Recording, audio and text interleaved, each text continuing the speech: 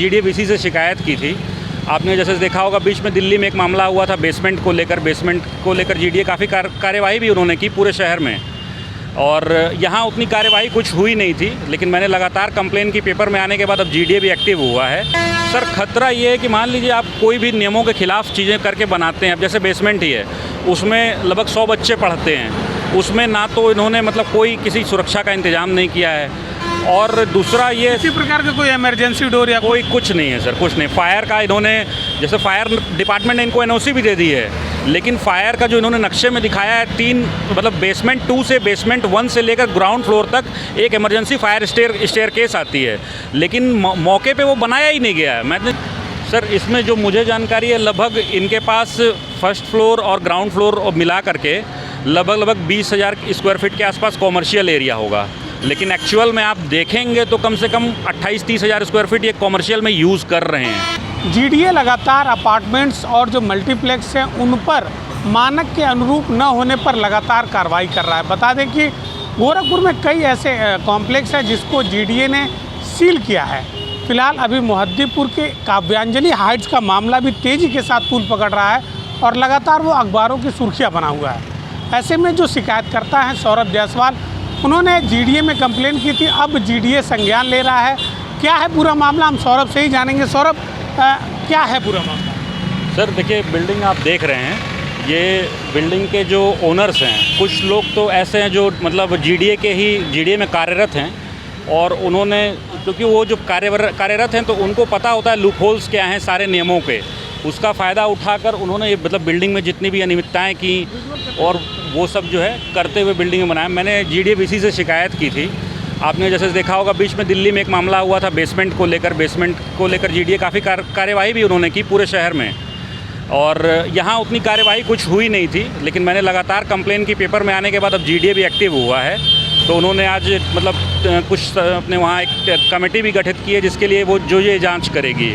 और मैं आज जीडीए गया भी था तो उन्होंने ये बताया कि उन्होंने इसको बेसमेंट के लिए मेरी जो शिकायत थी वो सही पाई गई है उनके जांच में, और उसके लिए इन्होंने मतलब नोटिस भी जारी किया है बिल्डर को।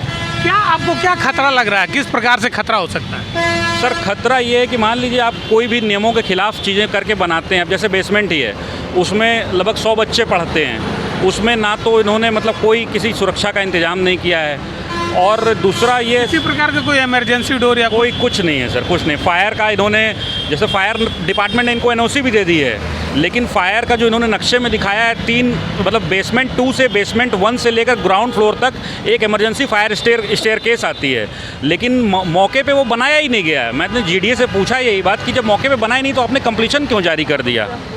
और इसी तरह अग्निशमन डिपार्टमेंट ने भी इनको वो दे दिया, क्या नाम है, एनओसी दे दिया। और इसी तरह और भी चीज़ें हैं। पूरे बिल्डिंग को मतलब समझ लीजिए इन्होंने मतलब जितना पास कराया उससे अधिक इन्होंने निर्माण किया हुआ है, और कंपाउंडिंग अमाउंट उसमें बहुत कम जीडीए को पे किया है। अब जैसे मैंने एक जीडीए-वीसी को एक लिख कर दिया कि 2013 से लेकर 2024 तक लगभग गोरखपुर के सभी बिल्डरों से भू विभाजन शुल्क लिया गया है, जो कि इस बिल्डिंग के केस में कम से कम 10 से 15 लाख रुपए का अमाउंट होगा ही होगा। इस पर्टिकुलर बिल्डर को क्यों छोड़ दिया गया, इनसे भू विभाजन शुल्क क्यों नहीं लिया गया? काव्यांजलि हाइट्स की बात करें तो कितना कॉमर्शियल है, कितना रेजिडेंशियल है, क्या जानकारी? सर इसमें जो मुझे जानकारी है लगभग इनके पास फर्स्ट फ्लोर और ग्राउंड फ्लोर मिला करके लगभग 20,000 स्क्वायर फीट के आसपास कॉमर्शियल एरिया होगा, लेकिन एक्चुअल में आप देखेंगे तो कम से कम 28-30 हज़ार स्क्वायर फीट ये कॉमर्शियल में यूज़ कर रहे हैं। पार्किंग अब देखिए, आप देख सकते हैं पार्किंग मात्र सामने इन्होंने इतनी ही दे रखी है, लेकिन पार्किंग के बेसमेंट के पार्किंग के एरिया को ये घेर करके दुकानें बना चुके हैं, जिस वजह से रोड पे गाड़ियाँ लगती, कार लगाने की कॉमर्शियल के पास कोई जगह नहीं है। और आप देखिए सेटबैक में इन्होंने सारे निर्माण कर रखे हैं, सेटबैक में ठेले लगवाते हैं, तो ये इसके वजह से अब कल को यहाँ सारे लोग सिलेंडर लेकर बैठते हैं कल, और कोई सुरक्षा का वो नहीं है। कल को कोई सिलेंडर ब्लास्ट हो जाए तो आप सोचिए कि कितने मतलब जान को खतरा हो सकता है। ये जो अपार्टमेंट है इसमें लोग रह भी रहे हैं, रेजिडेंशियल भी है, कितने परिवार होंगे? सर इसमें 81 फ्लैट्स हैं और लगभग 81 परिवार रहते हैं। और आप देखिए इसमें दो किसी भी बड़ी बिल्डिंग में 2 स्टेयरकेस बनाए जाते हैं कि एक अगर इनकेस आग वाग लग जाए तो इमरजेंसी के लिए। इन्होंने क्या किया है, मैंने फैमिली वालों से भी बात की, जो इमरजेंसी स्टेयरकेस है जो कि 11वें फ्लोर से सीधा नीचे तक आती है और फर्स्ट फ्लोर पे खुलती है, उसके मेन एंट्रेंस को इन्होंने बंद करके और एक लोहे का दरवाज़ा लगा के आगे एक आकाश कोचिंग को किराए पर दे दिया है। अगर कल को कोई इमरजेंसी हो जाती है बिल्डिंग में तो समझ लीजिए 81 परिवार को भागने का मौका नहीं मिलेगा। लगता है बड़ा हादसा होगा। बिल्कुल हो सकता है सर, बिल्कुल हो सकता है। आप देखें कहाँ नहीं हुआ है, हर जगह मतलब एग्जाम्पल्स भरे पड़े हैं। काफ़ी भीड़ भाड़ वाला ये क्षेत्र है, तो लगता है कि इसकी वजह से और लोग भी प्रभावित होंगे। बिल्कुल होंगे सर, बिल्कुल होंगे, बिल्कुल होंगे। आप देखिए ना, अब ट्रैफिक का ही मामला है, इस रोड पे बराबर वीआईपी मूवमेंट रहता है। माननीय मुख्यमंत्री जी स्वयं इस रोड पे बराबर आते जाते हैं, मतलब जब भी वो गोरखपुर आते हैं। लेकिन जब पार्किंग की व्यवस्था ही नहीं होगी, रोड पे गाड़ियाँ लगेंगी तो उस वजह से प्रॉब्लम तो होती है ना सर। और अच्छा, जो दुकानें हैं जो और सब चीज़ें हैं, जी। तो ऐसा भी है कि जो उन्होंने रेंट पे दिया है या जिनको भी दिया है तो वो पेपर पूरा प्रॉपर है? सर एग्रीमेंट तो इन्होंने किया है, मतलब अब इसमें थोड़ा सा कहना मतलब मुझे बहुत ज़्यादा जानकारी नहीं है। मैं खुद भी इसमें दुकानदार हूँ एक, इसमें कोई छुपाने वाली बात नहीं है। लेकिन यही है कि अब जैसे इन्होंने एक नीचे किसी को दिया था दुकान जो है, उसमें क्या मामला हुआ, एडीएम उसके तरफ से आज से 2-3 साल पहले वो दुकान सील कर दी गई थी। आज भी सील ही है, उसको खुलवाया नहीं गया है, कुछ शुल्क का मामला था, ऐसा कुछ था जी।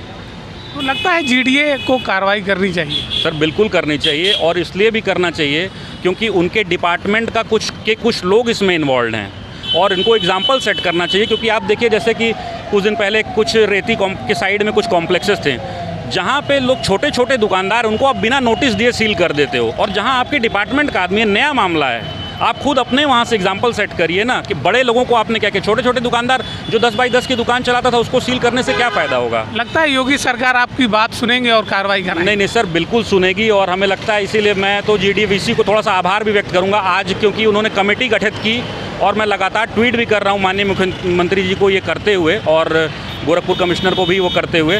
उम्मीद तो है कि काम होना चाहिए और ईमानदारी से उनको जांच करनी चाहिए। सौरभ, परेशानी हुई आपको ये सब चीज़ें कराने में? सर बहुत परेशानी हुई, 1 महीने से मैं दौड़ रहा हूँ, जब से मैंने पहला लेटर दिया था।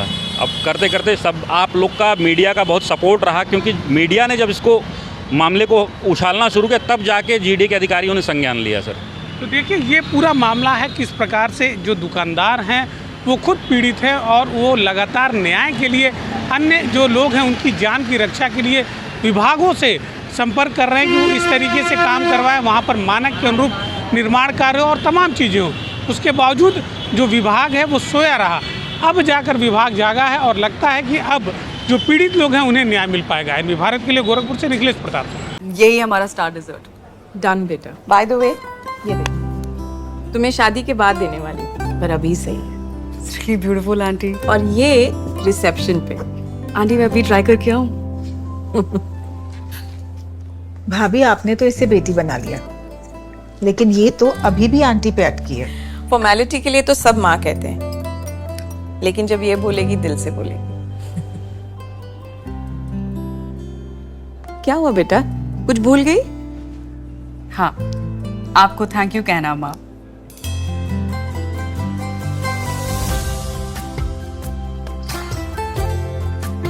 एशप्रा, जश्न सच्चाई का।